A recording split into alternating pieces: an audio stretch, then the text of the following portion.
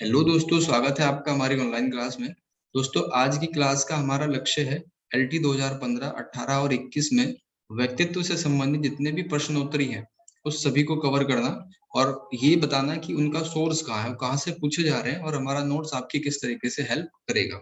तो आपके सामने ये पेपर है एलटी 2021 का, 2021 का। इसके बाद हमारे पास ये 2018 का पेपर है और 2015 का पेपर है। इसमें से हम देख लेते हैं व्यक्तित्व टॉपिक जो है उससे संबंधित कौन कौन से प्रश्न पूछे गए। तो दोस्तों, सबसे पहला प्रश्न है हमारा, जिन मित्रों ने दिया होगा उनको पता भी है, आयताकार शारीरिक रचना वाले व्यक्ति में पाए जाने वाले व्यक्तित्व गुण कौन से हैं। ठीक है, तो पहले मैं दिखाता हूँ हमारे नोट्स में एज इट इज किस तरीके से इन चीजों को कवर किया गया है। दोस्तों, ये हमारे पास व्यक्तित्व का सिद्धांत है। इसको हमने सिस्टमेटिक तरीके से कवर करा। ऐसे नहीं कि आपको सारे के सारे सिद्धांत मिक्स करके समझा दिया हूँ। इसमें टाइप अप्रोच आती है, पहले ट्रेट अप्रोच आती है जिसमें गुणों की बात करी जाती है, और टाइप कम ट्रेट जिसमें मिली-जुली बातें करी जाती है। उसके बाद psychoanalytic theory of Freud, इससे संबंधित प्रश्न भी आया हुआ है एलटी में, वो भी आगे चर्चा करेंगे। और इसमें दूसरे नंबर पे आता है शेल्डन और क्रेचमर। ठीक है, इन्होंने शरीर के आधार पे करे थे, मोटाकार, लंबाकार, ये इस तरीके से गोलाकार। तो देख लेते हैं एक बार। यहाँ पे क्रेचमर जर्मनी के थे। इन्होंने पिकनिक, एस्थेटिक, एथलेटिक और डाइप्लास्टिक के फॉर्म में करा था वर्गीकरण। लेकिन हमें अपने क्वेश्चन ओरिएंटेड बात करनी है। तो शेल्डन का जो वर्गीकरण था उसने उस सोमेटोटाइप यानी कि शरीर आकृति के आधार पे बताया। ठीक है, और ये हमारा क्वेश्चन यहाँ से पूछा गया था कि आयताकार आकृति वाले, ठीक है, ये शक्तिशाली होते हैं, उत्साही होते हैं, क्रोधी होते हैं और आशावादी होते हैं। ठीक है, तो हम क्वेश्चन को देख लेते हैं अपने, हम कौन सा ऑप्शन को टिक करेंगे। तो ये हमारा क्वेश्चन है, आयताकार शरीर रचना वाले व्यक्ति में पाए जाने वाले गुण कौन से होंगे। तो कौन सा होगा वो, जोशीले और क्रोधी फिट होगा। ठीक है, जोशीले और क्रोधी, तो इसका दोस्तों सी ऑप्शन सही हो जाएगा। इसके बाद हम चलते हैं हमारे नेक्स्ट क्वेश्चन पे। व्यक्तित्व किसी व्यक्ति के व्यवहार का कौन सा पक्ष है। क्या वो सिर्फ बाह्य पक्ष है, क्या वो सिर्फ बौद्धिक पक्ष है, या संज्ञानात्मक पक्ष है, या गैर संज्ञानात्मक पक्ष है। तो इसका आंसर तो बड़ा आसान है। ठीक है, व्यक्तित्व के जितने भी सिद्धांत हमने पढ़े उनमें हमने यही बात सीखी कि एक प्राचीन समय में व्यक्तित्व के बारे में क्या बताया जाता था कि सिर्फ बाहरी रूप से देख के किसी भी व्यक्ति के व्यक्तित्व को घोषित कर दिया जाता था। लेकिन अब पॉजिटिव और नेगेटिव फैक्टर्स के बारे में पूरी चर्चा करी जाती है, पूरा ऑब्जर्वेशन करा जाता है। तो मैं इसको भी आपको दिखाता हूँ नोट्स में हमने किस तरीके से पढ़ा है, फिर खुद ब खुद आप इसका आंसर क्लिक कर सकते हो।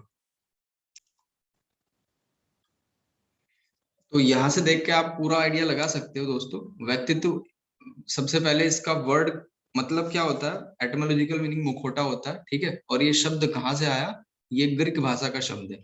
तो प्राचीन काल में क्या होता था कि सिर्फ बाहरी रूप से देख के पर्सनैलिटी डिफाइन होती थी, लेकिन अब क्या होता है कि पॉजिटिव नेगेटिव फैक्टर को देखा जाता है, वातावरण, वंशानुक्रम, उसकी लर्निंग, उन सबको देख के उसके पर्सनैलिटी को बताया जाता है। तो उन चारों में से आप एक ऑप्शन को बड़े आसानी से चूज कर सकते हो। इसके बाद हम चलते हैं दोस्तों नेक्स्ट क्वेश्चन पे, जो कि है हमारा रोरशा का स्याही धब्बा परीक्षण। मोस्ट इंपोर्टेंट क्वेश्चन था, इसी बार 2021 एलटी में ये पूछा गया था। ठीक है, इसमें क्या कंडीशन थी, 10, 5, 8 कार्ड। तो सभी को पता है 10 कार्ड है। अभी देख लेते हैं किस तरीके से हमने इसको नोट्स में कवर किया है। तो ये आपके सामने दोस्तों रोरशा का स्याही धब्बा परीक्षण, और इसमें हमने इंक ब्लॉक टेस्ट भी इसको कहते हैं, हरमन रोरशा ने दिया था 1921 में, फॉर ऑल एज ग्रुप, सभी एज ग्रुप के लिए था। और इसमें टोटल 10 कार्ड थे। कार्ड के नंबर से संबंधित बहुत क्वेश्चन पूछे जाते हैं। और इसमें क्या हुआ कि काले और सफेद रंग के 5 कार्ड है, लाल रंग के 2 कार्ड है और बहुरंगी रंग के 3 कार्ड है। एक बार बहुरंगी से भी क्वेश्चन पूछा गया था। तो एक्चुअल में क्या होता है कि इस तरीके से आपको इंक डाल के दिखाया जाता है एक फोटो, जबकि उसमें होता कुछ नहीं। सब अपनी मनस्थिति के अनुसार उसमें से बताते हैं। किसी को चमगादड़ की तरह उड़ता हुआ लगेगा, किसी को पक्षी लगेगा, किसी को किसी और चीज के जैसा लगेगा। तो ये था इनका रोरशा का स्याही धब्बा परीक्षण। और इसी के जैसा एक हॉल्ट्जमैन ने भी बनाया था 90 कार्ड वाला, 45-45। ठीक है, और इसी से ही रीट में एक क्वेश्चन पूछा गया है, मैं आपको दिखा देता हूँ जी। स्याही धब्बा परीक्षण के संदर्भ में कार्ड से संबंधित रीट एग्जाम में आया था क्वेश्चन कि हरमन रोल्सा द्वारा विकसित है। इसमें 2 रंगीन कार्ड नहीं 3 होते हैं रंगीन कार्ड, ठीक है, और 10 कार्ड होते हैं, तो इसमें से सी ऑप्शन सही है। अब दोस्तों चलते हैं हमारे नेक्स्ट क्वेश्चन की तरफ। इस क्वेश्चन में क्या पूछा है आपसे, व्यक्तित्व मापन की 16 पीएफ प्रश्नावली का निर्माण किसके द्वारा किया गया। तो 16 पीएफ का निर्माण जो करा रेमंड बर्नार्ड केटल ने करा। आई होप ये सभी ने क्वेश्चन सही कर दिया होगा। अब ये भी एलटी में आ रखा है इसी बार के। अब देख लेते हैं इसका सोर्स क्या है, हमने किस तरीके से इसको कवर करा है। दोस्तों ये क्लियर लिखा हुआ है नोट्स में कि केटल का वर्गीकरण है, ठीक है। उन्होंने 16 मूल गुण दिए थे, किसकी रिपोर्ट पे, ऑलपॉट की रिपोर्ट पे दिए थे, ठीक है। और उन 16 गुणों को ही, उन मूल गुणों को ही 16 पीएफ फैक्टर कहा गया। अब देख लेते हैं, हो सकता है कि नेक्स्ट एग्जाम में और डिटेल में पूछ ले कौन कौन से वो 16 गुण होते हैं। 16 पीएफ कौन कौन से होते हैं। पीएफ की फुल फॉर्म है personality factor. Warm, abstract thinker जो कुछ अलग ही सोचता हो, इमोशनली स्टेबल हो, डोमिनेंट हो, enthusiastic, conscientious, bold, tender minded, suspicious, imaginative, shrewd, apprehensive, experimenting, self sufficient, control और टेंस। तो ये केटल के 16 पर्सनैलिटी फैक्टर है। हो सकता है कि नेक्स्ट एग्जाम में इनमें से कोई पूछ लिया जाए, क्योंकि लेवल आपको पता ही है हर बार बढ़ता जा रहा है। चलते हैं हमारे नेक्स्ट क्वेश्चन की तरफ।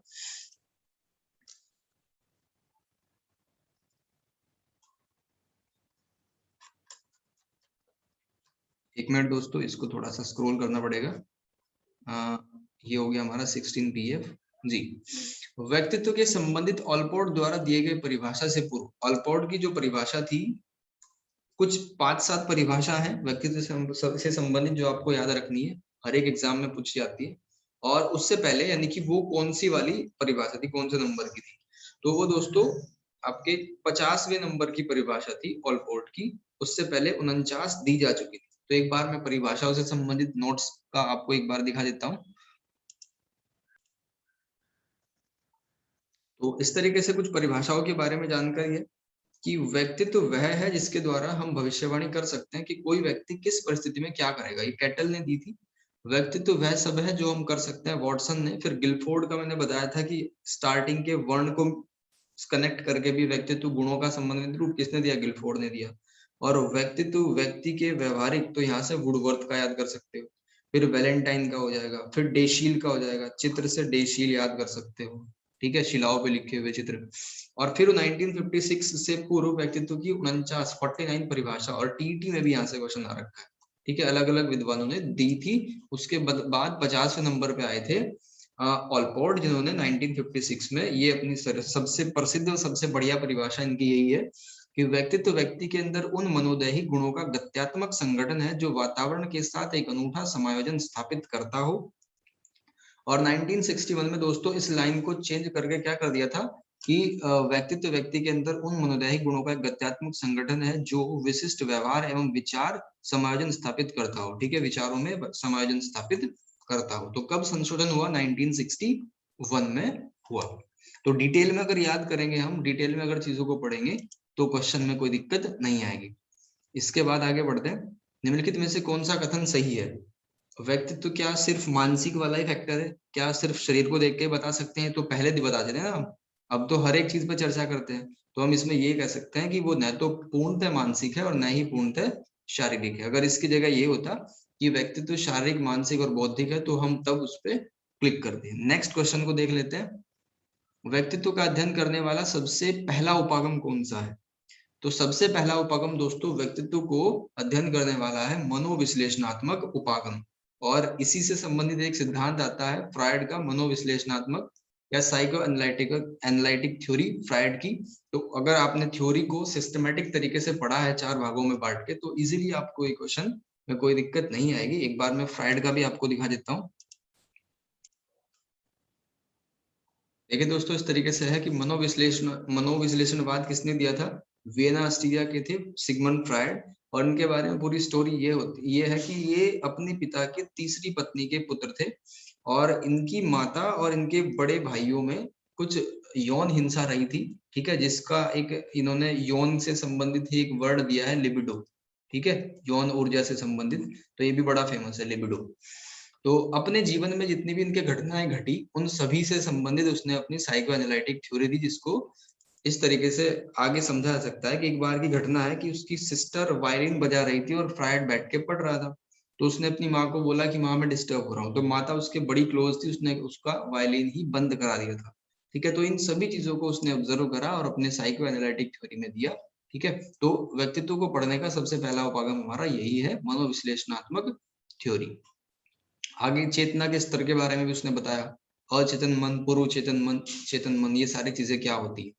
आइसबर्ग थ्योरी किसने दी, वो भी इन्होंने दी थी। जैसे पानी में अगर बर्फ को फेंको तो उसका ज्यादातर हिस्सा डूबा रहता है, थोड़ा सा ऊपर उठता है, तो उस ऊपर वाले को चेतन यानी कि 10% माना। ठीक है, तो व्यक्तित्व की ये संरचनाएं भी इन्होंने दी थी, इदम अहम पर अहम वाली। तो ये पूरा का पूरा, और मनोलैंगिक अवस्थाएं, ये सब फ्रायड का ही है। ठीक है, तो कॉन्सेप्ट को डिटेल में पढ़ें और अच्छे से एग्जाम करें। इसके बाद आगे बढ़ते हैं। नेक्स्ट हमारा क्वेश्चन है, अल्पोर्ट आइजेंक ने अपने व्यक्तित्व की परिभाषा में व्यक्तित्व के कुछ गुणों पर सर्वाधिक बल डाला। तो इसको कॉमन सेंस से भी कर सकते हो वैसे तो आप, क्योंकि अब जो साइंटिस्ट जितने भी हमारे साइकोलॉजिकल थे, उन्होंने सबने क्या दिया कि आंतरिक और बाह्य सभी गुणों के आधार पर पता होना चाहिए। ठीक है, उसको सबको अध्ययन करके ही किसी की पर्सनैलिटी को जज करना चाहिए। तो आप इसको कॉमन सेंस से भी लगा सकते हो। अदरवाइज ऑलपोर्ट और आइजेंक का पूरा हमने डीपली इस कोर्स में डाला है, तो उसको आप देख सकते हैं। दोस्तों इस कोर्स की जस्ट 199 रुपीज फीस रखी गई है, और इसमें आपको 30 से लेके 50 तक मॉक टेस्ट भी दिए गए हैं टॉपिक वाइज, जिनको देख के एक्चुअली आप एग्जाम वाली फील ले सकते हो और अपनी परीक्षा को चेक कर सकते हो, परीक्षा में आपकी कितनी तैयारी है। और इस कोर्स के बारे में पूरी जानकारी मैं आपको दूंगा, अभी लास्ट तक आप बने रहो। लास्ट एक क्वेश्चन है हमारा, व्यक्तित्व भिन्नता का क्षेत्र क्या है।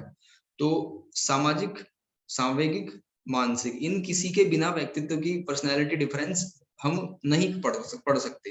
तो इसके होंगे ये सभी क्षेत्र। ठीक है, सांवेगिक स्तर पे भी पर्सन टू पर्सन वेरी करता है, सामाजिक क्षेत्र पे भी और मानसिक स्तर पे भी। दोस्तों अब मैं आपको कोर्स के बारे में बता देता हूँ, जिस तरीके से आपको कोर्स को परचेज करना है और आपको क्या क्या चीजें किस तरीके से इंटरफेस देखने को मिलेगा। तो एप्लीकेशन आप डाउनलोड कर सकते हो, या वीडियो के डिस्क्रिप्शन में कोर्स का लिंक डाला गया है, इस तरीके से आपको ये शो होगा हमारा। ठीक है, ये वेब पेज है, और अगर आप लैपटॉप से खोलोगे तो कुछ इस तरीके से दिखेगा, और मोबाइल व्यू में भी आपको इजीली हो जाएगा। तो ये दो कोर्स है हमारे, टॉप सेलिंग पे है, 49 और 199 का। तो जैसे ही आप इसमें क्लिक करते हो, 49 में सिर्फ आपको टेस्ट मिलेंगे, लेकिन टेस्ट में आप बोर हो जाओगे, क्योंकि आपको जब तक डीपली नॉलेज नहीं होगी तो टेस्ट का कोई फायदा नहीं होगा। 3 टेस्ट देने के बाद आप 4th नहीं करोगे पूरी ईमानदारी के साथ। आपको क्या करना है, 199 वाला परचेज करना है, पहले आप टॉपिक को पढ़ो, फिर मॉक टेस्ट दो, फिर उसमें अपनी मेहनत को जज करो। ठीक है, इस पे क्लिक करते ही आपको परचेजिंग का ऑप्शन आ जाएगा, डायरेक्टली आप परचेजिंग लिंक पे चले जाओगे, और आपको फ्री में कुछ वीडियो भी मिल जाएंगी। और किस तरीके से है, जैसे व्यू, हम इस पे क्लिक कर दें तो सबसे पहले आपको, जैसे आरटी टॉपिक है हमारा जो हम कवर कर चुके हैं, तो आरटी पे ये वीडियो है हमारी, आरटी टॉपिक पे। और जो मॉक टेस्ट है वो भी ऊपर मैं शो कर दूंगा अभी। और यहाँ पे क्या है, एक्शन रिसर्च और उसके टेस्ट की पीडीएफ, ये सारी चीजें आपको सिस्टमेटिक तरीके से हर एक फोल्डर में 3 चीजें मिलेगी। सबसे ऊपर उसकी वीडियो मिलेगी, फिर टेस्ट मिलेगा, और इसकी पीडीएफ मिलेगी आपको। ठीक है दोस्तों, तो ये कोर्स आपका 6 मंथ के लिए वैलिड रहेगा। अगर आप परचेज करना चाहते हैं तो शीघ्र परचेज कर सकते हैं, क्योंकि दिसंबर में आपका सीटेट का एग्जाम भी है, और एलटी का एग्जाम भी जल्दी ही होगा, जहां तक उम्मीद करी जा रही है। तो पहले से ही प्रिपेयर रहो, पेडागोजी को स्ट्रॉन्ग कर लो, उसके बाद सब्जेक्ट पे आप अपने फोकस करो। धन्यवाद।